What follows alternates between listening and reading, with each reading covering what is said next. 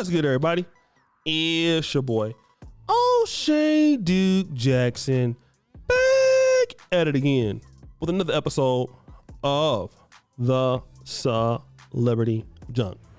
You guys know I'm not really a big hip hop commentary kind of person, but you know, I definitely was around for my boy Nas in the Illmatic. I'm a fan of hip hop, but I'm not like a hip hop historian, right? And I remember the first song I heard from Nas called "Whose World Is This? The World Is Yours. It's mine, it's mine, it's mine." You guys remember that, man? Back, it's like 94, right? Like 94, 95. And, you know, I remember when Nas was the illest MC in hip hop, like legendary, one of the greatest. And what I felt like when that album came out, I believe it was like 1994, if I'm not mistaken, it came out on my birthday. I was 13, all right? When that album came out, and I know Nas he wasn't like very consistent, but that album and Nas's career, in my honest opinion, he's a retired legend. Nobody should ever speak on Nas or compare themselves to Nas. We already know who the big three is in hip hop: Nas, Jay-Z, Biggie. That's typically what people think, at least at one point, right? And they got to be in the top 10. And I always see like Tupac, you know, he be in there. But why does it that everybody got to always try to put themselves against Nas, Jay-Z, Biggie, people like this? Like, you know, like, man, just shut up. Just shut up, fam. Like, do your own thing. But this is not what Jim Jones has decided to do. Jim Jones, who I like, he came out of a different era. He decided to say in some ways he has more influence than Nas. He's a better MC or lyricist than Nas. All right? Now, he happened to be on Shannon Sharpe's podcast, I believe Nightcap, and Shannon checked him on it. Were you smoking when you said you better than Nas? I might have been a little bit. Well, as far as let's get this right. I'm way more influential than Nas, and I don't care what nobody say. I know I made a little boo-boo when you talk about the sales and all this type of shit. I don't feel like getting into that rhetoric about where I started and where he started. Well, you said that bullshit. But listen, Nas was nice when I was in high school. When I was in 10th grade, Nas came out. Mm-hmm. Nas was dope. We appreciated him. He had a little bit run. But Nas always came up second to Jay and DMX and all these other people. Like, ain't no shame in that. There a lot of folks came up second to Tom Brady. He never had that type of influence on us, except for his first album. I already told you, I used to want to dress like Nas because he had a lot of fresh clothes that the hustlers used to wear and shit, and we used to see him on TV. He had one of the illest albums of all time. And then in high school when he had the barbecue and shit like that. So I'm a real fan of Nas, but he kind of lost me after the movie Belly and shit like that. Like, I don't. Man, go ahead on with that, Jim. I'm trying to tell you, I'm being honest. You ask me, I'm being a fan. I'm telling you, the movie Belly was fire, but after that, he kind of lost me. I think we was way too much into the game. Remember how this goes. You ever heard of a Kofi list? Yeah. Yo, go back into your history and find out what happened between us and him. You dig? And I'm not trying to repeat history, but don't play with us when it comes to that, bro. We already went wild on them boys. You heard? We the ones that went wild on them boys, you heard? Now, you know it's bad when somebody from the black community says, "Was you smoking when?" That's how you know you out of pocket. When somebody say you smoking, I'm just gonna be real, right? Shannon from down south, I'm from West Coast Cali. Now, those of us from the West Coast, we have our own genre of hip hop, depending on what part of the West Coast you're from. I grew up in Southern California too, and Northern California, and both cultures are different. So somebody from Northern California might not be pushing Nas hard, but they might be pushing E40. They might be pushing Messy Marv, Mac Dre, Keek the Sneak, Too Short. You know what I'm saying? Somebody might say Clyde Carson. I'm just giving you, Jay Stylin, stuff like that, right? Local stuff. Okay? But at the same time, we all know who Nas is. Like, we gonna just be real. Yugmouth, the Loonies. But the fact that we got our own local favorites, man, we already know what Nas is, right?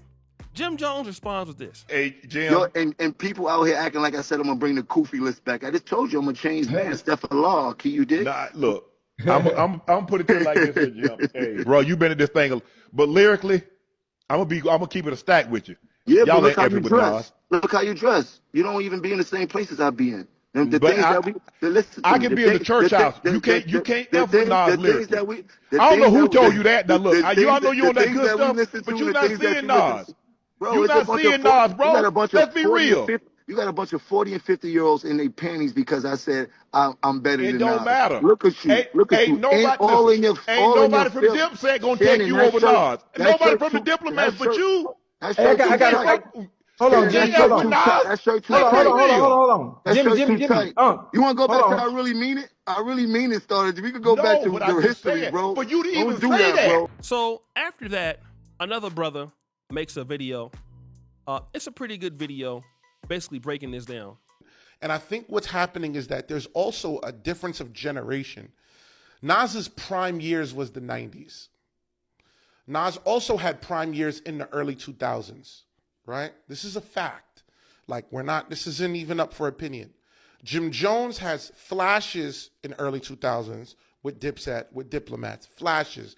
And then in the mid 2000s, you see him step out, Certified Gangsta, On My Way to Church, Poem, Summer in Miami, all of these projects and singles and stuff that he did. And then late 2000s, when he gets We Fly High, #1 record in the country, Ballin'. And then Jim steps into his own and starts getting records after records for a while, Pop Champagne. It just keeps going, right? Those are features, But he's been around hit records, that's the part that I think Jimmy is like, man, on some 10 toes myself, I got records. Now, to this newer generation, they saw Jim Jones, the street guy. They saw Jim Jones, the Big Five. If you get, you get. They also saw Jim Jones being the fashion icon that he was to a large demographic, right? Trendy, the whole thing, lingo, street, muscle, momentum. And I think that's what Jim continues to stand on. Like, I am hotter than Nas is now. Ask the streets. And if you ask somebody 25 and under, majority would say Jim Jones. Now, where everyone jumps out the window and goes, Nas a legend. Yes, Nas is a legend. Is the question, is Nas a bigger legend than Jim Jones? No. He is. The question is Nas a better rapper than Jim Jones? Overall, yes. Nas is better than Jim Jones. At the present moment, what Jim is arguing and what people are asking him, who is hotter and who has more influence, is Jim Jones. People are mixing up arguments. So let me just say this, man. The brother, his name is Airport 2.0. Shout out to fam. He makes a pretty good post about this. Fine, all right? Shout out to the brother, man. Check him out on TikTok. But here's what I want to say. It's some things that you just don't have to say, bruh, to try to get on. Like, Nas is legendary, man. His career is done. He was one of the greatest MCs ever. He beat Jay-Z in the battle. Nobody would want to go toe-to-toe with Jay-Z, and he beat the guy. Even Jay-Z said he beat him. Come on, Jim Jones. Like, bro, I'm not even going to go in on your lyricists and all that lyrics because, like Cam and Mason them said they taught you how to rap and all, whatever the case, man. But even if you felt that way, why you just cannot say nothing, man? Like, as a black man, let me tell you something. Sometimes it's the best thing for us to do is just be quiet about our resumes. You can go all across and record albums and #1s and all that kind of stuff. And, like, Nas' his catalog is going to be stronger, okay? But, man, nobody needs to hear what you got to say about that, bruh. Just chill. Even if you feel that way, it's YouTubers out right now that, let me just say, for example, I think that are better than me. I'll just go ahead and admit that publicly. That person's better than me. You might say, no, O'Shea, you better than him. But I will at least say that, and somebody who I feel like I'm better than, I wouldn't just come out and say, oh, well, I'm better than this guy.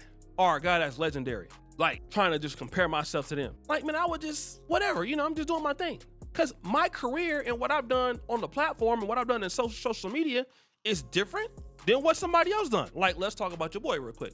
I got the Celebrity Jump, true. I got O'Shea Duke Jackson, true.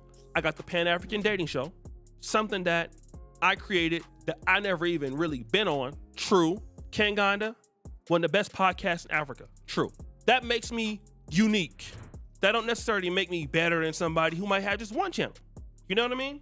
And we just need to give homage, man. We need to like, we talk about running backs, who better, Barry or what. Man, who better, Deion? Deion is a god, man, in sports. And cornerback, Bo Jackson, those are gods, bro. Joe Montana, stop talking about them. Stop talking about them. Patrick Mahomes better never come out and say he better than Joe Montana, even if it's true. That'd be like Cam Newton saying that he better than Tom Brady. Cam Newton better not come out and say he better than Tom Brady. That's blasphemy. He may be a better athlete, but man, like, you gotta say all that because you gotta get your hype. And see, the thing about it is, the fact that you gotta even say that already shows that you're not that guy. You're trying to make noise for yourself Because would nobody else make noise for you? If you had the fan base like you thought, other folks would be saying it.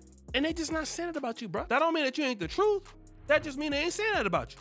I know you're mad, but it's not my fault. So guys, what do you think? It's your boy Sharpe Jackson back at it again. Another episode of The Celebrity Junk. I appreciate you for all you do. Subscribe to the bell. We're out.